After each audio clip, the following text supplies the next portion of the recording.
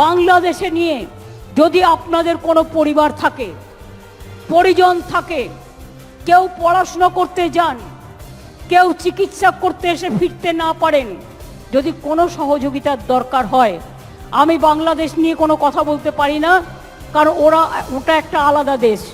যা বলার India government বলবে, আমি বলতে পারি না। কিন্তু আমি এটুকু বলতে পারি, অসহায় মানুষ যদি বাংলায় দরজা খটখটানি করে, আমরা তাদের আশ্রয় নিশ্চয়ই দেব। তার কারণ এটা ইউনাইটেড নেশনসের একটা রেজুলেশন আছে, কেউ যদি রিফিউজি হয়ে যায় তাকে পাশের পার্শ্ববর্তী এলাকা তাকে সম্মান জানাবে।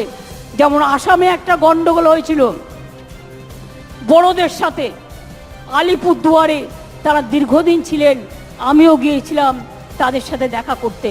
কিন্তু আপনাদের কাছে আমার আবেদন থাকবে, বাংলাদেশ নিয়ে আমরা যেন কোনো প্ররোচনাতে না যাই, আমরা যেন কোনো উত্তেজনাতে না যাই।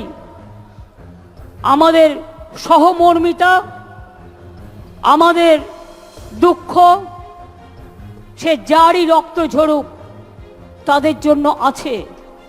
আমরা দুঃখী, আমরাও খবর রাখছি। ছাত্রছাত্রীদের মহান প্রাণ, তাজা প্রাণগুলো চলে যাচ্ছে। আমরা তাদের সকলকে, আমার অন্য কিছু বলার নেই।